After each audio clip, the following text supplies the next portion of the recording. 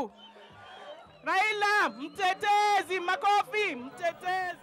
Prime Minister Raila Odinga took his ODM campaigns to his backyard as he addressed a rally at the Kamukunji grounds in Kibra. Odinga was accompanied by MPs allied to ODM party, revisited the controversial issue of the council biometric voter registration kits tender, asking Kenyans not to panic since the executive will soon give direction on the matter.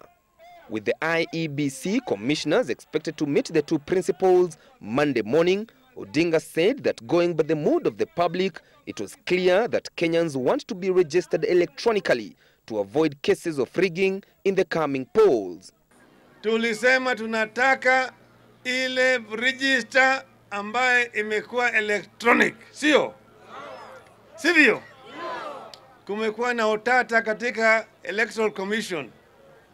Wanavurutana hapa ati huyu, wengine wanaambia pana wachana na huyu, weka huyu. Ati huyu si huyu, hii. Tumesema sisi tutahakikisha kwamba hii imefanyika kwa njia ya haki. Odinga said that although ODM would have preferred a December election, the party was ready for the 4th March 2012 elections, during which he urged Kenyans to turn out in large numbers and vote in their preferred leaders. Lakini hata kama umeongeza miezi mitatu, haisaidii. Sisi tuko tayari. Sisi tuko tayari. Na wakati umefika ya kukomboa nchi ya Kenya na watu wa Kenya. Na wakati huu hatutaenda kucheza. Dawa ya kutoa umaskini ni nani? Dawa ya kuleta umoja Kenya ni nani? Dawa ya kuleta usawa kina binadamu ni nani? Deputy Prime Minister Musalia Mudavadi continued to popularize his presidential bid in Nairobi County by touring areas of Kawangware and Kangemi. Accompanied by his UDF allies, Mudavadi said he will not be distracted by claims that he was a status project. Mudavadi yet again said he was engaged in close talks with Deputy Prime Minister Uhuru Kenyatta and Eldoret North MP William Ruto for a possible pre-election coalition to preempt an election runoff. Nataka sote tuwape kwamba tutakuwa na uchaguzi wa amani. Watu hawatapigwa, maisha hayatapotea kwa sababu ya kutafuta kiongozi. Serikali yetu ya UDF lazima ihakikishe ilinde maisha ya wale matajiri wenye wanaishi kwa manyumba na ilinde maisha ya wale watchmen wenye wanalinda wale matajiri wanaishi kwa nyumba. Wewe tafuta kiongozi ambaye hana puno yoyote, na huyo kiongozi ni Wycliffe Musalia Mudavadi.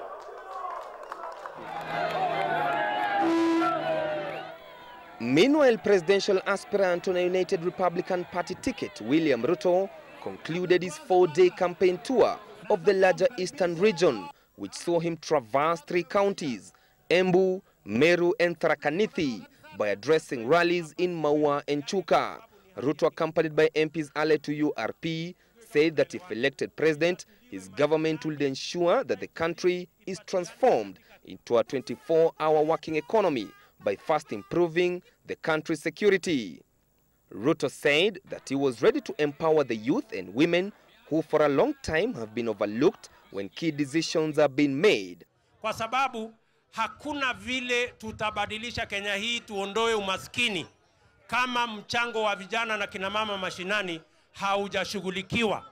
Lazima tuhakikishe ya kwamba Wakenya wote wanachangia katika kuondoa umaskini Kenya hii. Ruto asked Kenyans to vote in a youthful leader who has vision for the country.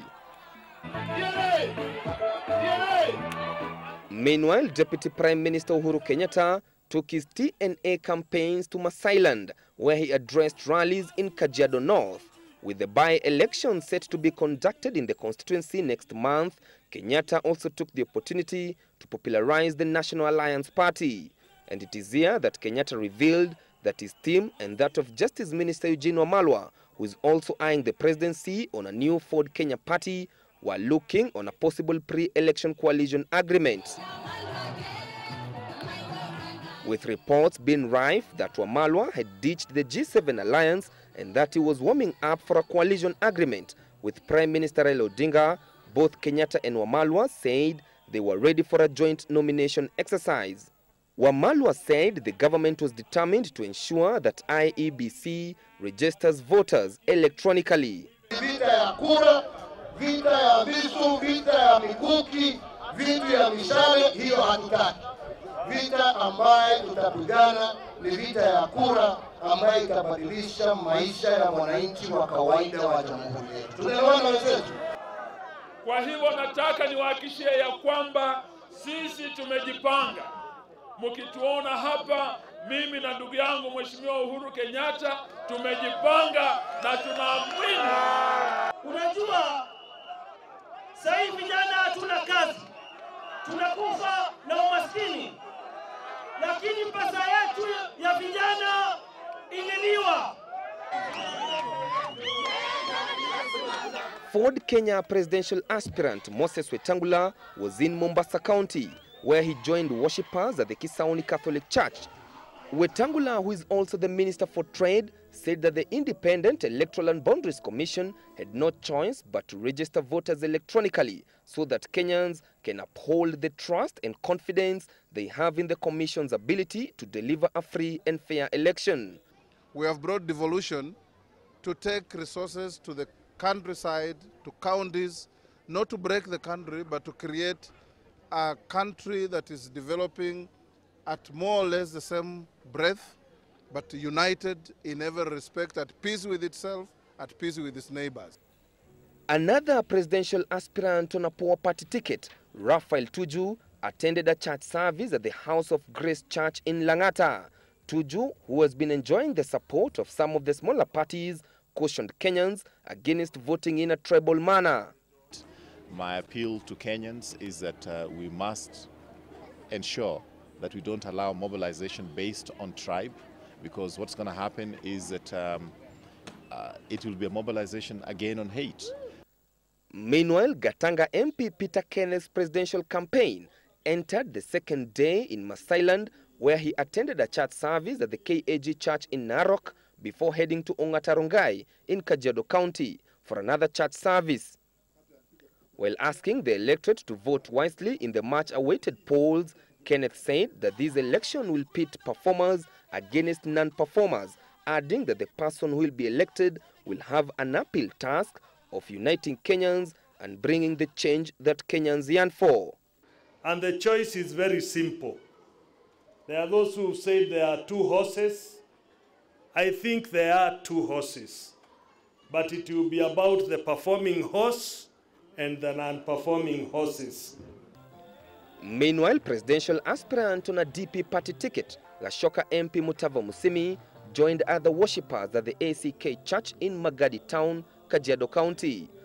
Mutava said that Kenyans should look beyond the coming elections and strive to coexist harmoniously regardless of their ethnic backgrounds. We're losing about a third of our GDP. The taxes we collect, a quarter to a third to corruption. No country can spend that kind of money, lose that kind of money, experience that kind of hemorrhage, and go anywhere. We really need to check corruption and all the other governance challenges. Thairu for Sunday Live.